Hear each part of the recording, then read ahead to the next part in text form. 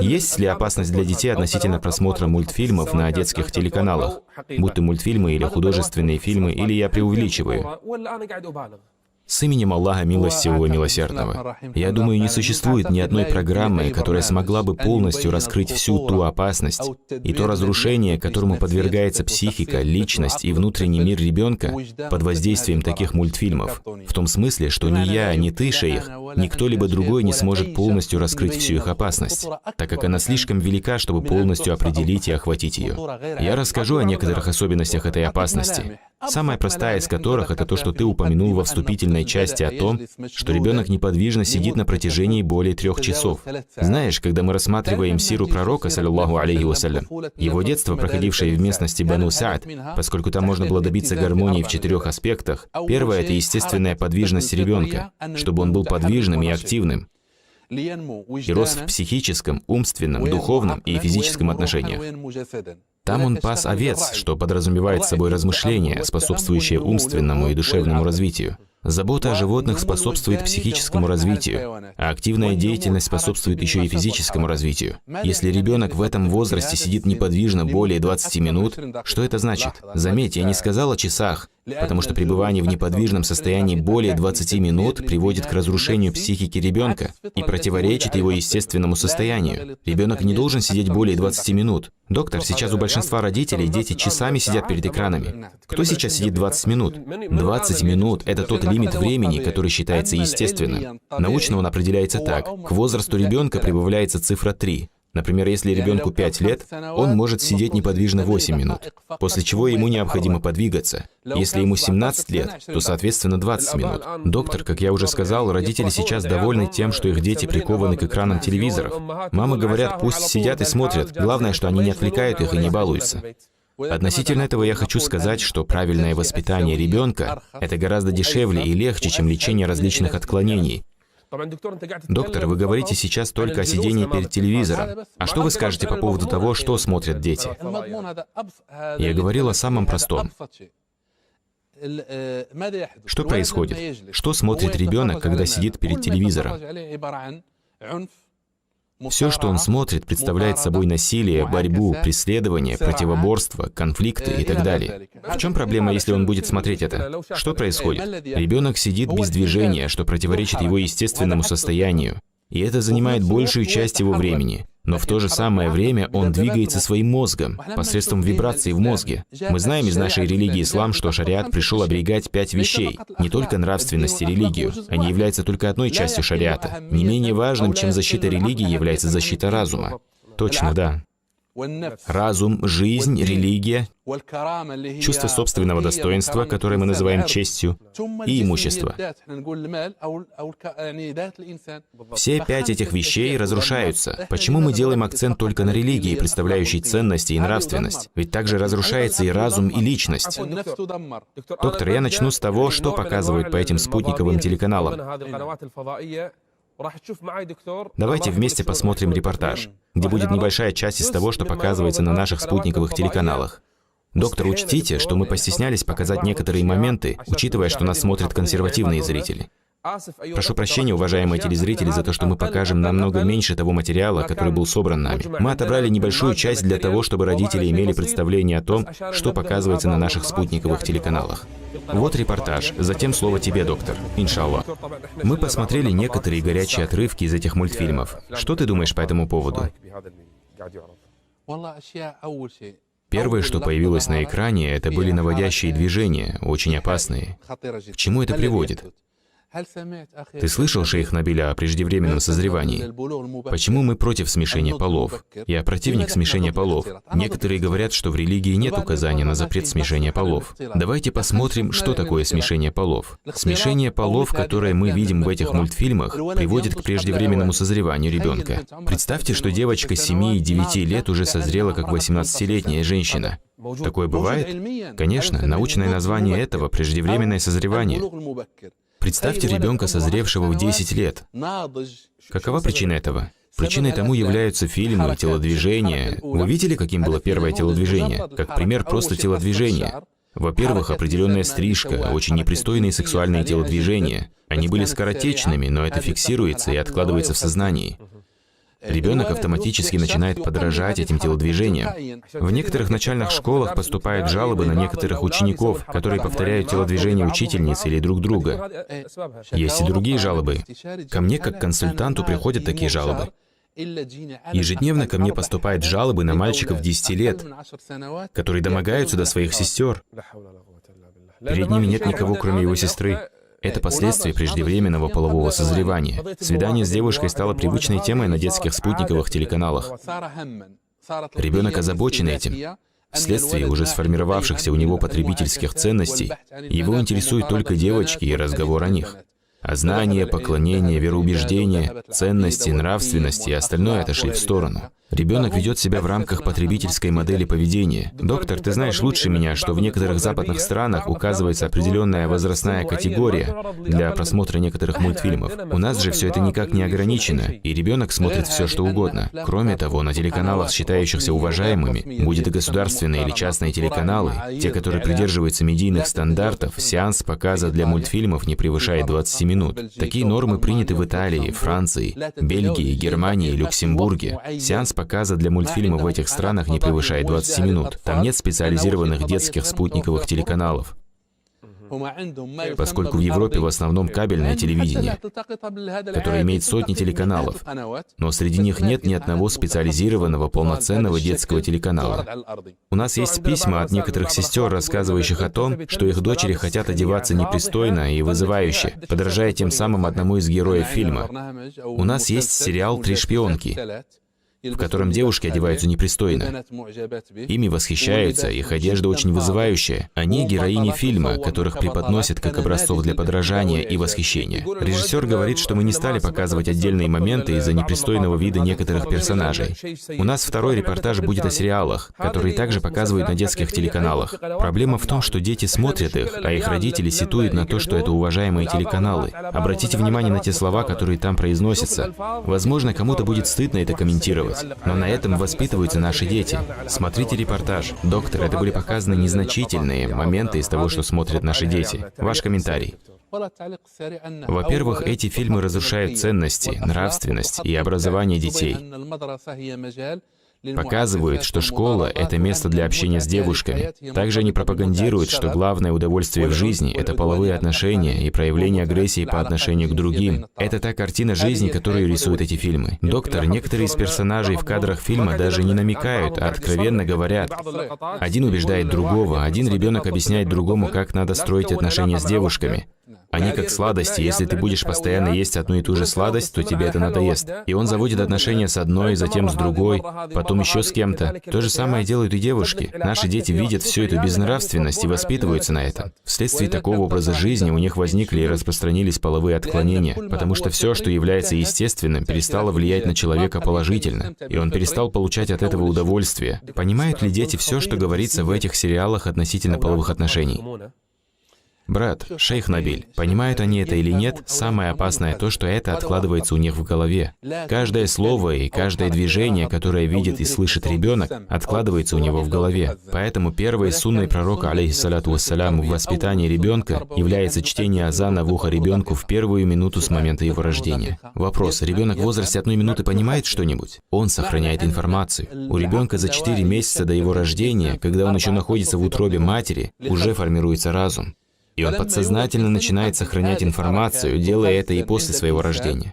Эти движения сохраняются им, и он бессознательно их воспроизводит. Во время разговора я бессознательно периодически двигаю руками. Во-первых, когда ребенок видит подобные сцены, сексуальные движения, колдовство или что-либо еще, и слышит слова, сказанные в том же духе, все это автоматически сохраняется у него в подсознании. Если это повторяется более 3 недель или как минимум 21 раз, то это становится для него моделью поведения. Вы предполагаете, что эти телеканалы намеренно преследуют цель нравственно разложить наших детей? Или только это и является их единственной целью? Да, преследуют. Большинство этих телеканалов, если не все, основаны 2 заинтересованными сторонами. Одна сторона — это бизнесмены, которые получают от этого прибыль. Чем более глупее и неспособнее думать и принимать решения будет человек, тем больше он будет это потреблять. Здесь работает закон потребительства. Чтобы завести отношения с девушкой, он должен одеваться подстригать свои волосы определенным образом, может еще сделать пластическую операцию. Это касается как юноши, так и девушки. Обрати внимание, как работает бизнес-цепочка. Наиболее опасным, чем это, то, от чего предостерегают даже церкви, является масонство. Этот телеканал, который был показан, является масонским. Он известен на Западе как масонский, потому что масонские символы появляются в каждой его программе. Некоторые из них появляются открыто, а некоторые появляются необычным образом. А у нас есть подобный канал? Да, он вещает у нас. Вы показывали отрывок из этого канала. Он вещает на весь арабский мир. То есть через какое-то время мы вполне можем обнаружить у детей масонские символы, о которых они не будут даже иметь понятия. Они уже есть. Это разрушает вероучение о единобожии. Например, один из персонажей в этих мультфильмах может держать в руках определенные символы. Масонский символ или крест или шестиконечную звезду, обращаясь к которым он приобретает силу и становится героем. Это является разрушением вероучения о единобожии. Если, например, предположить, что кто-то сделал бы такую же, как у нас, программу, и прямо обращался бы в ней к детям, говоря им: будьте безнравственны, не соблюдайте вашу религию, станьте атеистами, то это не возымело бы никакого эффекта, так или не так? Конечно. Но когда это делается через мультфильмы, в этом-то и кроется их опасность. Доктор, даже слова, которые я слышал от некоторых детей, настолько были ругательны и оскорбительны. Да, так и есть. Заметьте, пророк, саллиллаху алейхи вассалям, ограничивался в наставлении, не допуская надоедания, потому что наставление представляет собой прямое обращение. Это эффективно, если длится по времени полминуты в неделю, потому что оно прямое. А самые действенные наставления — это бессознательные образы. В мультфильмах, о которых мы говорим, часто можно увидеть бессознательные образы, представляющие собой определенные телодвижения или получение удовольствия от чего-либо и так далее. Сексуальное телодвижение представляет собой бессознательное послание, так же, как и слова такого рода. Все они откладываются в подсознании ребенка. Я приведу простой пример касательно бессознательного послания. Раньше у нас проводились акции против наркотиков. Нет наркотиков, наркотики убивают, приводят к тюрьме и к могиле и так далее. Они не дали пользы. Наркотики только увеличились. Почему? Потому что это были прямые обращения. То есть действенными являются скрытые, бессознательные послания. Удивительно, мы сегодня видим людей, призывающих к смешанному обучению в школе, в университете. Они говорят: шейх, вы где живете? Сейчас парни и девушки плавают в общем бассейне. И такую картину часто показывают в фильмах и сериалах. Ребенок, когда видит, что девушка в бикини плавает с парнем в одном бассейне, для него это становится обычным явлением. «Шейх, почему вы говорите, чтобы в школах мальчики и девочки учились раздельно, говорят они нам, считая нас немного странными? Я против смешения полов. Не из-за того, что на это есть запрет в религии. Я сам не шейх и не муфтий, а потому что это разрушает личность. Смешение полов приводит к тому, что ребенок созревает преждевременно.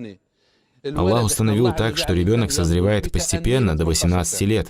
Когда происходит смешение полов, ребенок, которому 7, 8, 10 лет, достигает до уровня зрелости 18-летнего человека уже к 11 годам. Что происходит? Человек не получает удовольствия от своего естественного состояния. Появляется потенция, половые отклонения, которые распространены во всем мире, потому что все, что является естественным, уже не приносит человеку удовольствия. Ребенок созревает преждевременно, поэтому я против смешения полов. Считаю это харамом, запретным, потому что это разрушает личность человека, который, в свою очередь, призван защищать шариат. Ваши слова подтверждаются тем, что ключевой темой в некоторых популярных и кассовых мультфильмах в действительности является секс. Доктор, затронем вторую сторону вопроса, это насилие. К нам пришло письмо от одной матери, которая спрашивает и говорит, что ее сын повторяет некоторые телодвижения, которые он увидел в мультфильме, и что он стал агрессивен по отношению к своим братьям. Является ли это последствием воздействия этих мультфильмов? Да, является. Это самое простое и наименее опасное из всех проявлений воздействия подобных мультфильмов. Ребенок выплескивает свою агрессию на других детях. Это самое простое проявление воздействия. Более опасным, чем это, является то, что ребенок становится враждебен по отношению к ценностям, к родителям, к религии, к акиде, вероубеждению, к знаниям и к учителю. И это намного хуже той агрессии, которую он проявляет в отношении других детей. Доктор, у нас есть репортаж о насилии, присутствующем в этих мультфильмах. Иншаллах. Смотрите этот репортаж.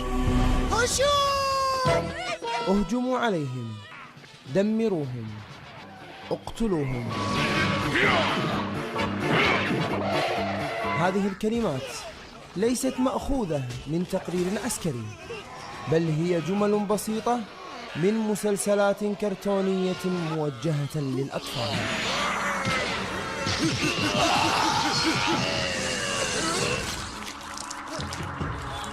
فباسم التشويق والإثارة تجد مناظر الدماء والضرب والقتل والأسلحة منتشرة في تلك المسلسلات.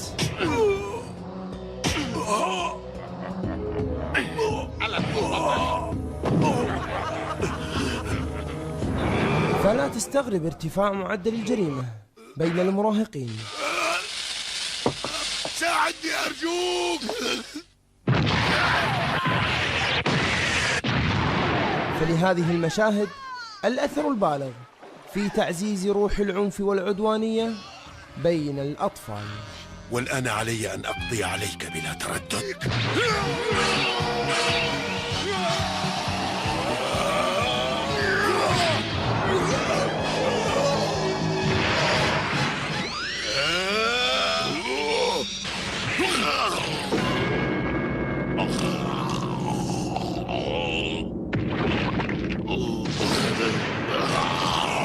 ضعيف، لماذا أخبرته عن هذا المكان؟ كله بسببك، كله بسببك.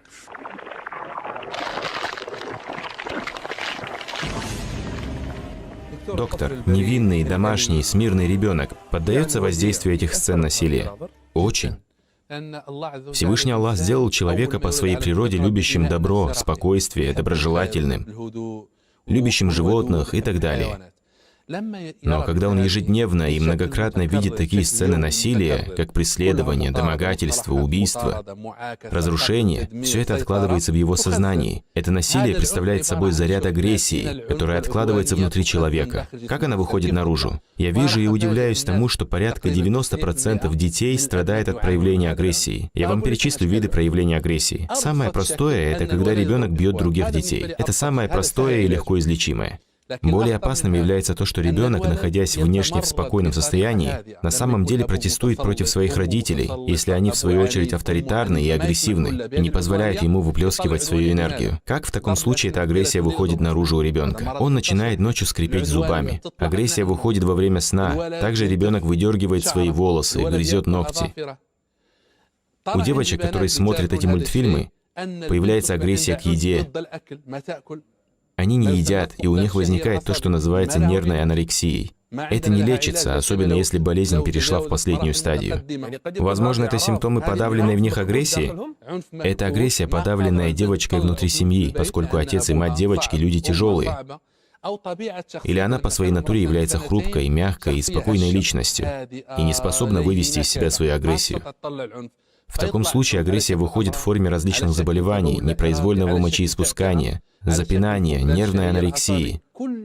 Я думаю, что родители, которые нас слышат, найдут какую-нибудь одну из этих форм у своих детей. Могут ли такие мультфильмы быть причиной этих заболеваний? В 90% случаев такие мультфильмы и фильмы являются причиной их возникновения. В этих мультфильмах присутствует насилие. Хорошо, а если ребенок потерял контроль над агрессией, и она вышла за пределы дома? Это уже другая проблема. Это означает, что у ребенка накопилось большое количество агрессии, которая в итоге выплескивается наружу. В этом случае это становится делом правоохранительных органов. Мы наблюдаем иногда в школах случаи нанесения побоев, применения холодного оружия. Да, это следствие подавленной агрессии. Ты знаешь одного достопочтенного шейха, которого мы любим и уважаем? Он воспитал сына наилучшим образом, вложил в него все свои силы, а его сын ушел из жизни за 5 секунд, став жертвой насилия, совершенного агрессивным юношей, который ударил его ножом и убил в прошлом году. Да, он сказал ему: «Ты почему на меня посмотрел?» Сказав это, он вытащил нож и убил его. Он также уничтожил и себя, сев в тюрьму на 25 лет. Это следствие подавленной агрессии. Поэтому не только правоохранительные органы должны заниматься проблемой насилия. Их обязанностью является защита общества. Нашей же обязанностью, как родителей, является защита наших детей от той агрессии, которую они видят по телевизору. Возможно, кто-то скажет: «А что мне делать?» Смотри, если ты увидел, что твой сын курит сигарету, что ты ему скажешь? «Сын, кури меньше» или «Кури 1-2 сигареты в день»? Или же ты разозлишься, возьмешь сигарету и выкинешь ее? Разве не такая будет реакция? Я хочу сказать следующее, и не хочу быть неправильно понятым.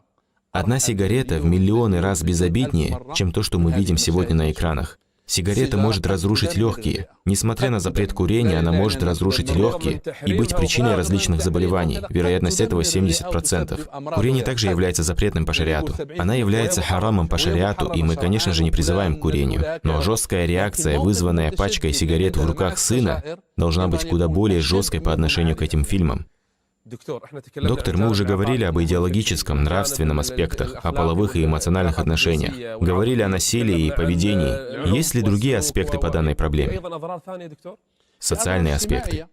Тот, кто смотрит подобные фильмы и мультфильмы, в итоге становится интровертом или агрессивной личностью. Если он является слабой личностью, то он становится интровертом. Если же нет, то он становится агрессивным. Если он не будет проявлять агрессию по причине слабости характера в первые 4 года своей жизни, то он станет интровертом, будучи неспособным взаимодействовать с обществом. В ином случае он станет агрессивным.